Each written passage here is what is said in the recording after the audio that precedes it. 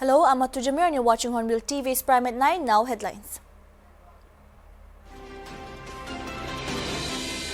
As India completed 1 year of its vaccination drive, Indian Council of Medical Research Director General Dr. Balram Bhargava on January 16 said that over 156 crore COVID-19 vaccine doses have been administered in the process.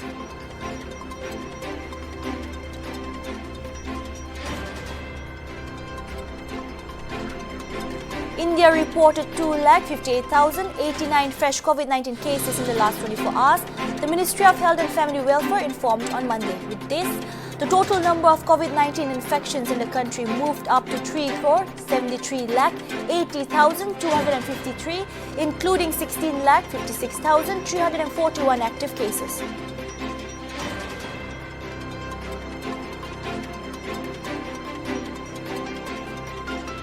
A BSF officer who was posted in National Security Guard headquarters at Manesa in Gurgaon has been arrested for cheating people to the tune of Rs 125 crore, cash Rs 14 crore, jewelry worth Rs 1 crore and 7 luxury cars including a BMW, Jeep and Mercedes have been recovered from him.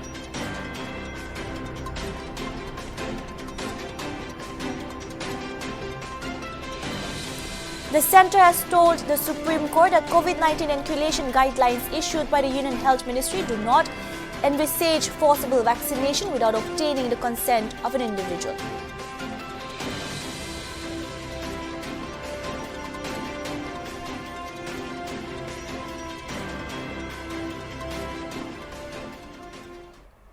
Every time oil prices surge or climate change is discussed, electric vehicles are inevitably mentioned as part of the solution. While Nagaland has not seen a problem with pollution caused due to car emissions, 3 electric vehicle charging machines have been set up already in Dimapur at various petrol stations. The push for electric vehicles is driven by the global climate agenda established under the Paris Agreement to reduce carbon emissions in order to limit global warming.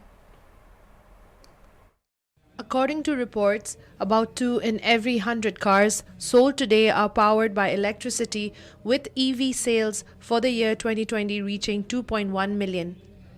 Falling battery costs and rising performance efficiencies are also fueling the demand for EVs globally.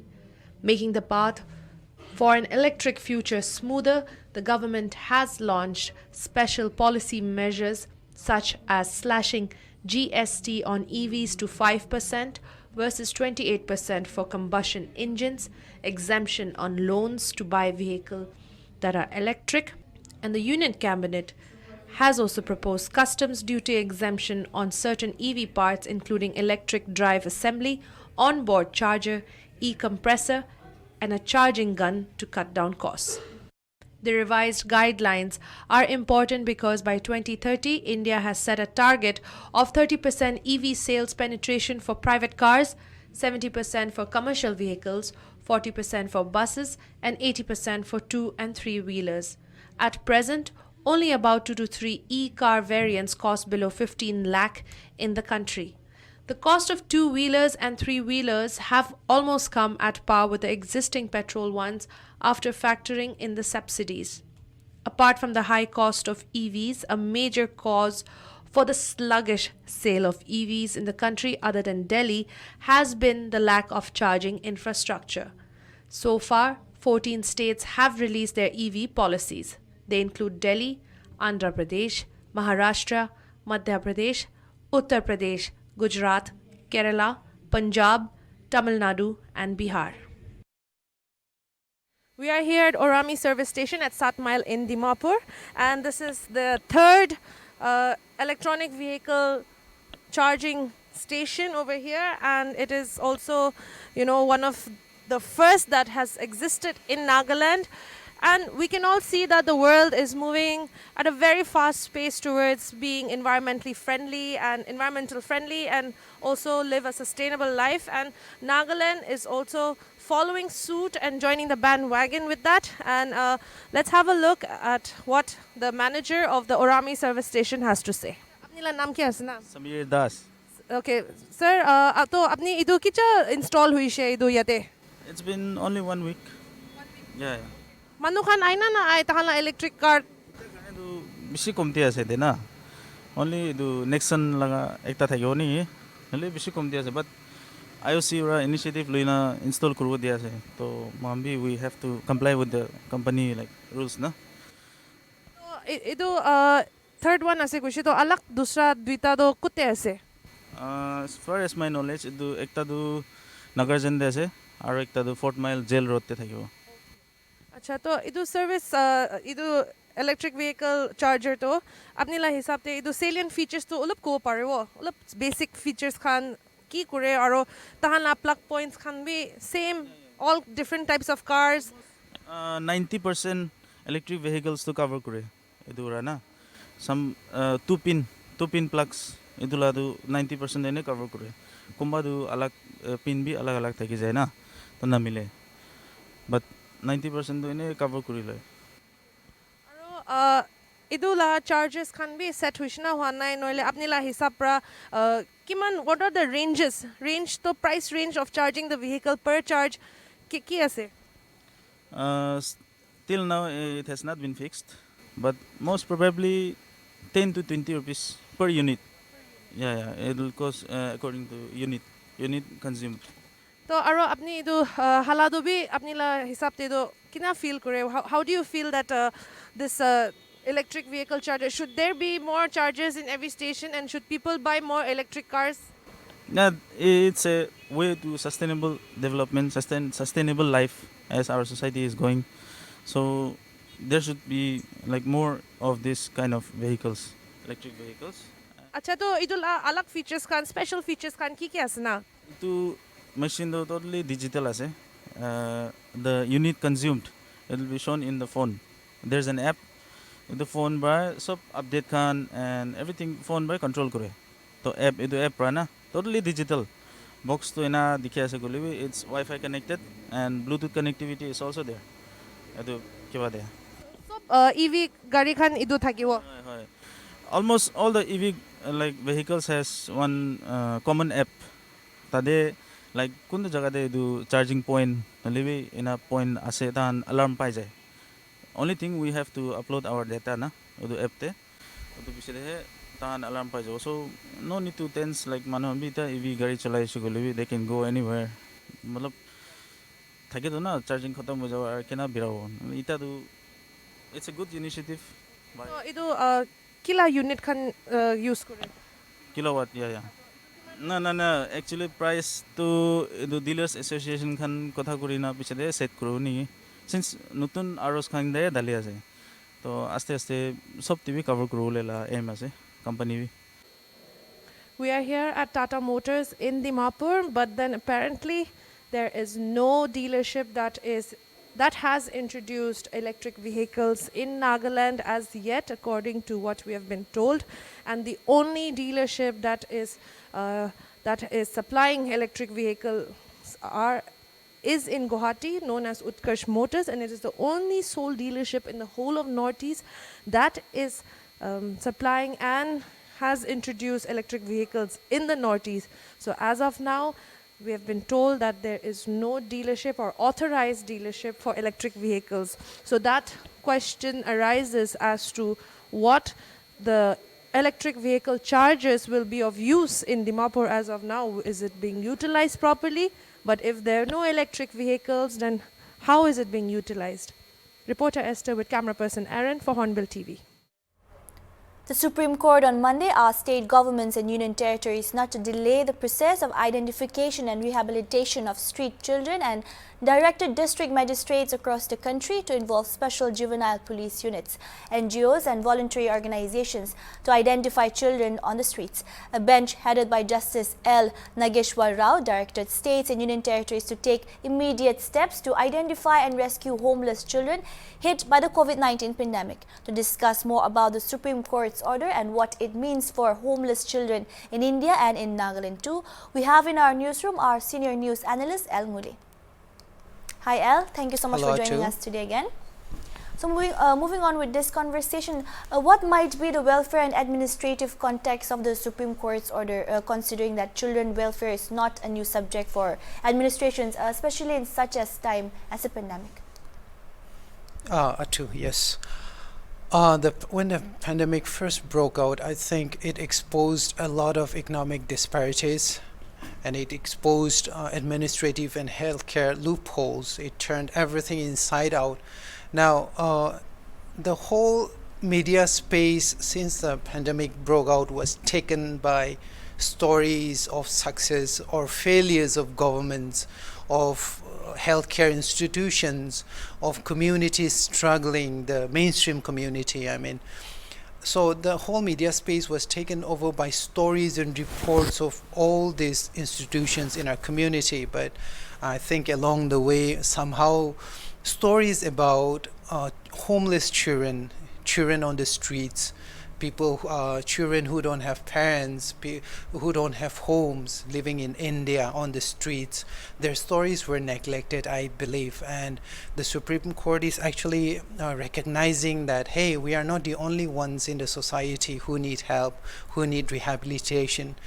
There are other people who are suffering, and these people are the millions of children across India who are living on the streets. So basically, the government, the Supreme Court wants the state and the union territories to find those children, and telling the states and the union territories to say, hey, just because the COVID pandemic is going on, you don't have to stay put. Go out and find them. There is no excuse for you.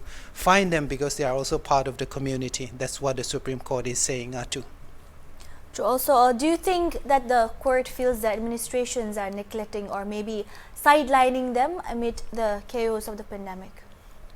Not really, Atu. I believe that the Supreme Court is much aware. In fact, they have also suggested this in their statement. They are aware that the executive organs of the body of the government, that is the state government, the central governments, and their administrative organs, they are all busy controlling and handling and fighting the pandemic. The Supreme Court knows that they are busy, but what the court wants to say right now is that I think we are neglecting a little part of our community here, a very important part, but a small community that we are neglecting here. So basically the court wants the state to act specifically on this section of the society too. Also, do we have any hard data about how many homeless children are there in India? There are various estimates, and the data, they don't really tally. Some say that number, some say this number, but what we know right now is there are an estimated 11 million street children. That's the word, that's the term that is used to describe children on the streets who are homeless or who are orphans and they live on the streets. So there are about 11 million street children in India. That's what estimates say. But there are other estimates that put the number as high as 18 million Atu. And that's a big number when you're talking about, even if 11 million street children who don't have parents, who have lost their parents because of the pandemic, you have got a humanitarian crisis on your hands. Right. Also, what are the other details about the apex court's orders? Do you have any other details on that? Yes, the Supreme Court's order is very straightforward. No hanky-panky there, no flowery language. Basically, what the Supreme Court is saying is the state and the state governments and the union territories need to meet with the National Commission for Protection of Child Rights and meet with them to formulate a policy in how to get the street children off the streets and rehabilitate them, especially in during the pandemic. Second, the court wants the states to upload, or specifically the commission to upload the information regarding the street children onto the commission's website. I think it's to keep data and keep track of their whereabouts, their health, their status, their economic condition. So the court wants to keep a check on them. The other moot point is that the court wants the magistrates to involve themselves in this work a little bit more, especially in the case of the special juvenile police units. So the court has taken note that the states have not really implemented this particular administrative tool. And the court also wants the states to submit a report within 3 weeks in regard to the report, in regard to the work that they have done to take the children off the streets and taking care of them too. Also, talking about Nagaland, we do know the fact that we do have children on the streets here. So, and the Supreme Court has ordered all the states and union territories to abide by this directive. So, if it was to be implemented in Nagaland, how successful would it be? How successful do you think the state government will be in, finding all the street children and aiding to their needs? Yeah, good question. I remember during research that I undertook with the National Foundation of India in Delhi way back 2019 and 2020, one of the biggest challenges we came across was data. We work in the area of labor rights, and we work with migrant families and migrant children, and also child laborers in Nagaland. One of the biggest problem about connecting the story to our narrative was not finding any data about how many child laborers were there, how many street children were there, how many children the migrant families in Nagaland were there. So this was the biggest roadblock in our story during the time with the NFI. Right now, we don't have clear data about how many children are there in Nagaland who are in the streets. But it is understood that Naga families, they don't really have their children out on the streets. Mostly the children that are out on the streets are migrant laborers or migrant people from outside the states who come in and form a floating population in Nagaland. So we can't really say how many of them, because the numbers will tell us or give us an idea about how the government can actually successfully implement a program or a policy like taking them off the streets and taking care of them. We don't have the numbers. It would have been very helpful. But as far as I'm concerned, I think if there were any, especially Naga children, let's say out on the streets, homeless, and those who don't have their parents and are working as child laborers somewhere in the corner, I don't think there would be that many inside. Just giving a rough estimate, there wouldn't really be in a sizable population. So I think the chances of the government actually being able to implement the Supreme Court's order is, I think it will be successful. But I'm looking at it only in terms of their population size. Atu. Alright, thank you so much for joining us today. That was quite informative. Thank you, Atu. Now moving on to the next news. The Bharatiya Janata Party on Sunday held discussions on all 70 seats of the Uttarakhand Assembly polls. The BJP's core committee meeting came after Saffron Party had released a candidate list for 105 assembly seats in Uttar Pradesh.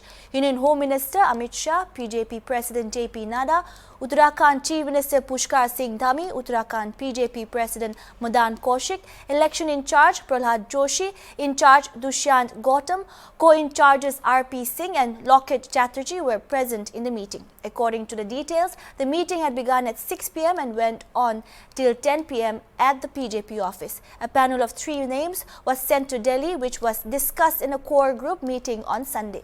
The 70 seats which were discussed would be taken forward in a CEC meeting to be held on January 19. Prime Minister Narendra Modi will also be part of the meeting. As per sources, the BJP will release a list of 70 candidates for Uttarakhand by January 20 to January 21st. At present, the BJP has 57 assembly constituencies in Uttarakhand's 70-seated assembly. This time, the party has given the slogan "Aap Ki Baar 60 Par." Earlier, the party had discussed the 40 seats for the Goa Legislative Assembly.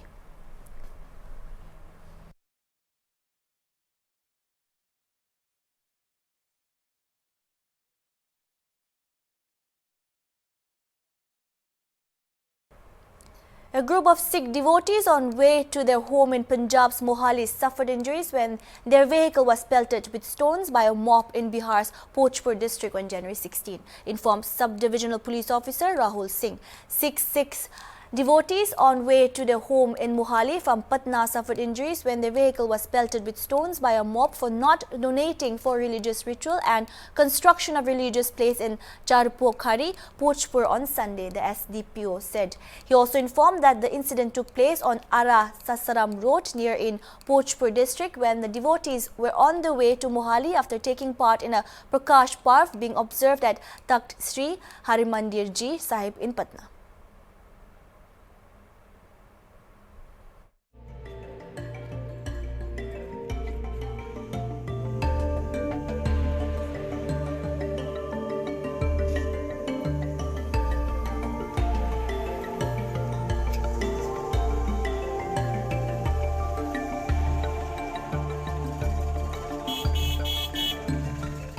हम पटना साहिब से पंजाब को मोहाली को जा रहे थे, वापस पटना साहिब के दर्शन करके गुरुद्वारे दे रास्ते में सिमरों के पास कुछ बंदों ने गाड़ी रोक के ड्राइवर से पैसे मांगे। ड्राइवर ने कहा भी मेरे पास पता नहीं गुंडा टैक्स मांग रहे थे, गुंडा टैक्स कहते हैं हमको इसको, गंडा जब्दी सा। फिर एक मिनट जब उसने ना दिया, ड्राइवर को खींच के नीचे गिर लिया उन्होंने।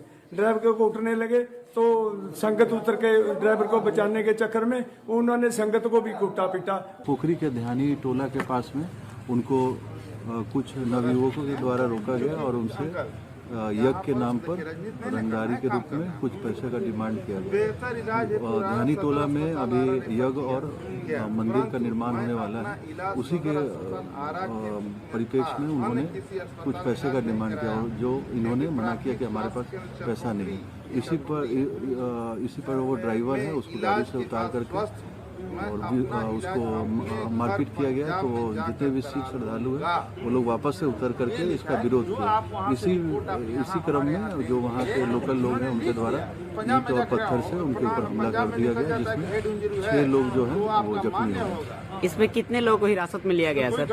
अभी 4-5 लोग को।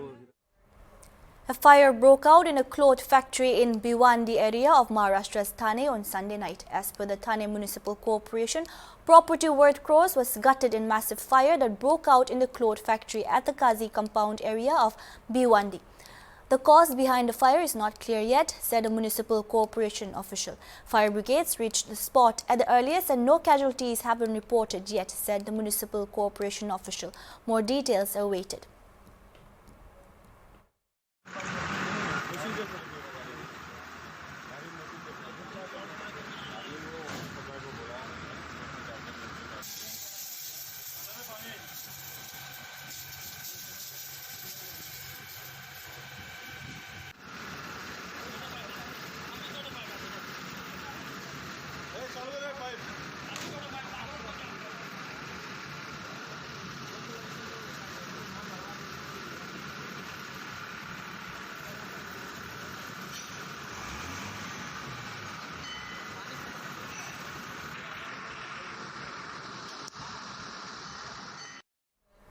That's all we have for now. Keep watching Hornbill TV.